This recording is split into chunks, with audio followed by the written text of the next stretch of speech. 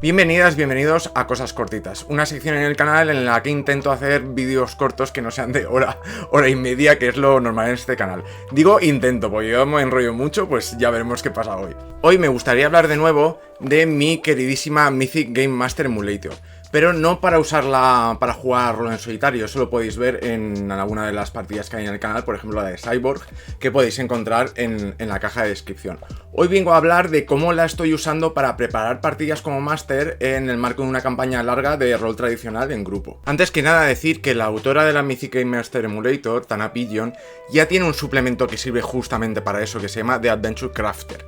Es bastante completa, pero justo por eso, porque es más compleja y bastante completa en ese sentido, a mí en el punto en el que estoy en esta campaña no me viene tan bien y prefiero algo más ligerito y más abierto como es la Mythic. ¿Y de qué va esta campaña de la que hablo? Pues se llama High Valley Hunters y la estamos jugando desde 2022. Es nuestra versión propia, un poco bastarda, de Buffy Cazavampiros y en general un potaje de referencias a otras series y películas parecidas de fantasía urbana de los 90. No tiene nada del Buffyverso en absoluto, excepto la premisa, y es todo nuestro propio lore. Empezamos con 4 sesiones de Fate acelerado. Y la mesa, tengo 2 jugadoras y un jugador, pero voy a decir jugadoras en general. Las jugadoras pensaban que íbamos a empezar a jugar una cosa más de detectives adolescentes en el instituto, tipo Verónica Mars, pero de repente, ¡pam!, sus personajes descubrían que tenían poderes contra lo sobrenatural, es en especial contra vampiros, y a partir de ahí un poco ya el tono de Buffy Cazavampiros, como digo. Todo esto porque anteriormente una de las jugadoras me había pedido si podíamos jugar algo tipo adolescentes, y yo pensando, intentando pues evitar un poco los tropos comunes de Stranger Things o de Tales from the Loop que había jugado yo, por ejemplo, con otros grupos de amigos, encontré el juego de rol de Buffy Cazavampiros oficial. No he usado absolutamente nada del sistema, pero sí que vienen con bastantes aventuras en las que me he basado para antagonistas y para dar un poco el tono. Entonces la idea cuajó bastante, me pidieron convertirlo en una campaña más larga. Fate acelerado se nos quedaba un poco corto por varias razones, y hemos seguido con Hitos, que es como el Fate de No Solo Rol, que no está exento de sus propios problemas, pero por el tipo de rol que venimos nosotras, pues igual se nos adaptaba un poco mejor. Hemos hecho ya durante un año un primer arco argumental, una primera temporada que han sido 10 sesiones, y estamos metidos directamente en la mitad de la segunda temporada. Nuestro enfoque es bastante narrativo y yo les pregunto mucho y les pido que creen PNJs o cosas sobre el mundo, con lo que a estas alturas tenemos un elenco de personajes secundarios entre los que han creado ellas y los que tenía preparados yo y los que salen de improvisaciones, pues bastante considerables. Y varias tramas y facciones que los tienen siempre a los protagonistas en el medio. Todo esto combinando, además del rollo de tener que defender a la humanidad de peligros sobrenaturales, pues tener que preparar un trabajo de historia para hacer una exposición delante del instituto que es muy importante para la nota final de ese curso, o el baile de promoción, que es lo que estamos, el baile final de curso de la prom, que es lo que estamos metidos ahora en la segunda temporada, o romances que han surgido, o cosas así. Entonces yo estoy living y creo que mis jugadoras también, y lo estamos pasando pipa con eso. Aunque inicialmente me he basado en los módulos que traía el juego de rol de Buffy Cazavampiros para algún antagonista principal, para alguna de las tramas, estoy en un punto en el que está todo muy abierto, de que ya es territorio nuestro, digamos, todo ese lore y todas esas tramas, y yo llego a la sesión sin saber muy bien qué va a ocurrir, lo cual es bueno. Pero claro, ahí mi aproximación para preparar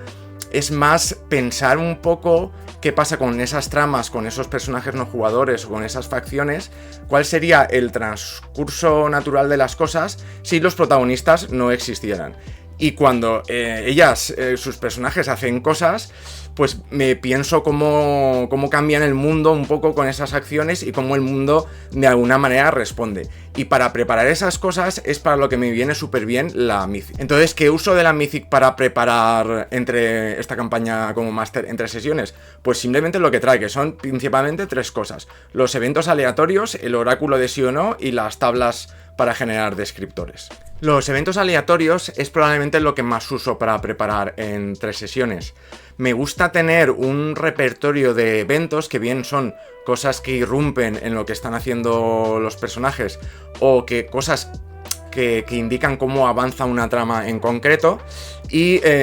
según vaya la sesión meterlos o usarlos o no usarlos, porque igual se quedan ahí y no son, al final son ideas y no se usan, pero usarlos cuando tiene sentido, ¿no? Cuando las cosas se están un poco concentrando, que dices, ahora en este momento esto. Simplemente uso la tabla que viene para eventos aleatorios de la Mythic, en la que tiro el foco del evento, que puede ser pues un nuevo personaje no jugador, una acción de un personaje no jugador, algo positivo o negativo para los personajes, algo que acerca el fin de una trama. Y luego simplemente, pues como hago cuando juego en solitario, acción, tiro en las tablas de acción y tema, que me dan un verbo y un sustantivo, y de ahí ya empiezo con las cosas que sé sobre la campaña y sobre los personajes no jugadores, a ocurrírseme algo que ya digo que quizá no sea lo que use en la próxima sesión, o que no lo use igual porque las cosas que están pasando en la ficción piden otra cosa, pero yo ya voy con un bagaje, con cierta seguridad para preparar eso. Normalmente no tiro para averiguar con qué trama o con qué personaje no jugador tiene que ver ese evento aleatorio, porque ya voy con una idea específica, o lo propio que sale sobre el evento ya me da, esto tiene que ver con esta trama o esto tiene que ver con este personaje no jugador. Lo siguiente que uso para preparar sesiones es el oráculo, el Fate Chart, el oráculo de sí o no de la Mythic, porque como máster hay veces que no quiero cargar con el peso de una decisión. Igual hay algo que no sé de verdad no se me ocurre qué va a pasar, no se me ocurre cómo un personaje no jugador va a reaccionar a algo que vayan a hacer las protagonistas, o no sé si cuando las protagonistas van a un sitio, ese personaje no jugador está haciendo ahí una cosa u otra,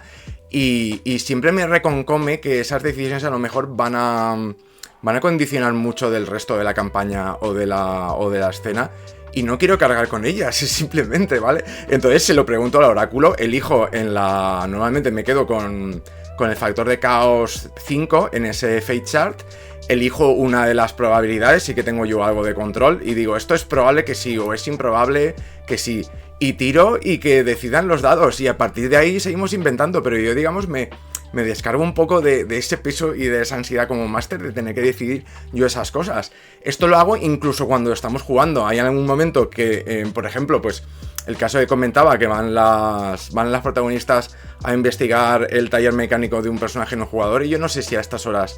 horas que van está o no. Y de verdad que no sé qué hacer, entonces cojo y en directo, en la partida, se lo pregunto a la Fate Chart y tiro y ya está. También he de decir que esto como mucho lo hago una o dos veces en una sesión mientras jugamos, ¿vale? Porque en lo que no se puede convertir, yo al final estoy dirigiendo y las decisiones y esas improvisaciones las tengo que hacer yo. Esto me ayuda un poco, pero lo que no se puede convertir la partida es en un tiradados en la que yo voy preguntando todo el rato a la Mythic para decirle a las jugadoras lo que está pasando. Pero de verdad que en esos momentos en los que dices,